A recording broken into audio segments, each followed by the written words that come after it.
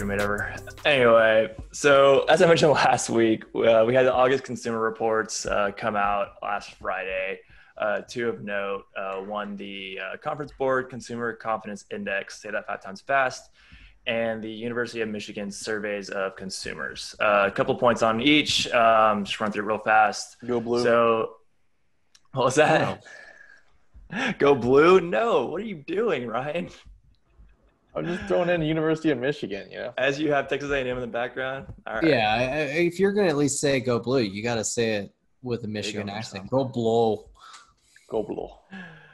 Anyway, so before we get into that one, the Conference Board Consumer Confidence Index. I still can't say that correctly. Jesus. I know. They do a monthly survey based on probability design for random sample and analytics for what consumers buy and watch. So it's basically a pulse on the consumer behavior and what they believe. So they look through your Amazon history? No. They're somehow less invasive than that by asking personal questions. Still less invasive. So what happened was they had a sharp decrease from 91.7% to 84.8% for their index for the confidence. So basically this was the decline for the second consecutive month, which is fairly rare, especially for a decline this much. Basically it's a reflection of the consumer's optimism or lack thereof in this case for the short-term outlook on the consumer. And so this covers like all aspects of the job market, business conditions, and this is skewed relatively towards negative from the past survey. People are basically pessimistic in general towards the short-term outlook. Expectations to improve over 6 months declined, and they're expected to worsen. And that rate increased. So keep in mind, this is percent of people answering these questions in the affirmative, not like they think as a percentage this is going to happen. It's the pulse of the actual people, like people like you and me that are studied at random. Yeah, it's sentiment, Right. Just wanted to check I'm glad you broke that down for those of us who got rounded letters in econ back in college. I actually do appreciate that. But yeah, and I think, obviously we're an apolitical show, but a lot of this comes down to that there is no second stimulus bill. At least at the moment of this recording, both sides are far apart. We will see where it lands on that. And I think that's what's factoring into a lot of people's decision making, is that the road ahead is not as financially fluid, at least on a personal level.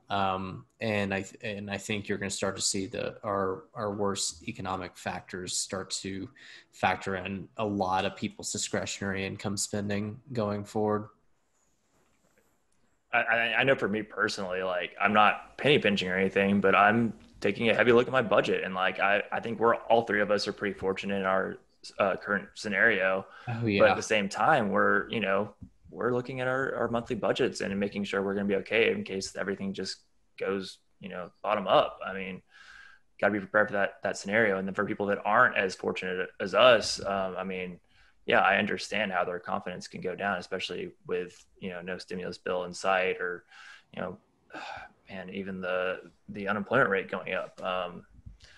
It's worrisome for a lot of people. And even though it's, still 84.8% of confidence, like relative to what we normally see, it's not good. And Yeah, it reflects. Everybody out there is wondering, where's their next paycheck going to come from? Unemployment's at a record high. I mean, right now they're more worried about just feeding their families, being able to cover the essentials. As far as consumer confidence, it's going to be low because they're not going to be going out shopping online for new pair of tennis shoes or anything of that nature if they have just lost their job, because their paycheck's going to be reduced in most cases.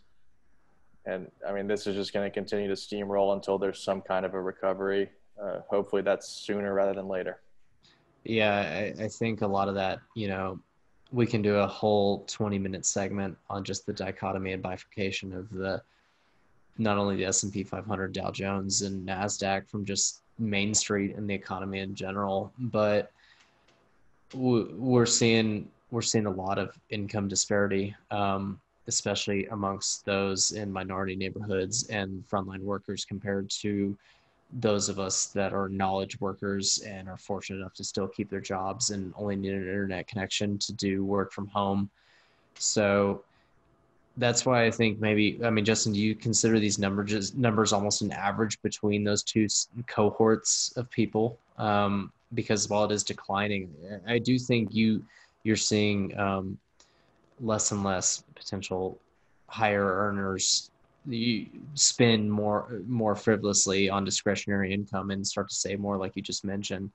Um, and then, like what Ryan said, people take care of the Maslow hierarchy of needs. You're going to take care of your food and water situation first. You're going to take care of your shelter situation second, and then you're going to move on from there down what you can afford. You know, do you think this is more of like an average of and a decreasing average, I guess, of people's sentiment of between those high income earners and the lower income earners? I'm not saying that's a fair. That's just the state of the reality at the moment of our economy in the U.S.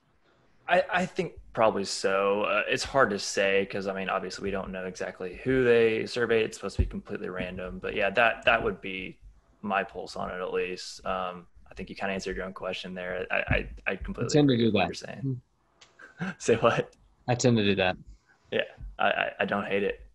Yeah, no, I really think it's a pretty fair average of high earners, low earners, and everything. And it's just really getting impulse. I don't know if it means too much, and the reason I say that, at least for short term and long term as well, because University of Michigan's survey of consumers showed very little change from last month. That might be because it might have been a little bit ahead of itself for July, but their changes for index of consumer sentiment, current economic conditions, and the index of the basic index of consumer all were basically negligible. They actually all rose a little bit, upwards of like 3%. So it wasn't really significant. People that they surveyed might have been a little more pessimistic just in general.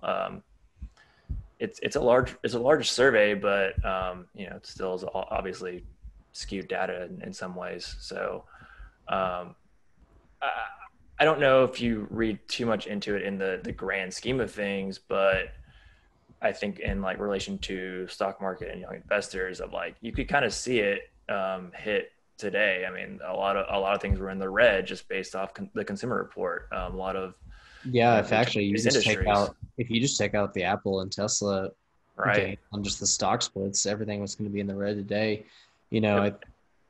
So like Justin, if you had to boil it down into say 3 points for younger investors, what would those be? I mean, number one, I think what to take away from this is just be in the know of these reports that come out monthly, and it gives you really a general sense of what to expect with just general population. It may not be accurate in like the actuality of the situation, but that is the sentiment of the population, of the general population. It's getting a pulse, and that's going to reflect, right? Even if they're wrong, but that is, it's perception maybe more powerful than reality sometimes. In this case, might be both, but just going forward, I think looking at it. Say that again. You're seeing that in Tesla stock. That's a whole other segment. Yeah. Perception stronger than reality. Anyway, continue. Second point. Second point. Yeah, Ryan, I think you got something to say there, buddy. What you got? Ryan, you're doing bad radio right now. Speak. That was me getting the Johnny Manziel, Money Manziel sign. So basically, yeah. And everything was in the red, but Tesla and Apple because of the splits. And some of us followed that and some of us didn't. I don't know. So I guess the second point Ryan's trying to make is it can drive the market. But the third point I would say is use your own common sense, do your own due diligence, and know what this actually means and what the reality situation is and what makes sense to you. And this isn't the whole driver, but it is part of the equation sometimes, and just be aware of it, I think, is really what the point I'm trying to make is.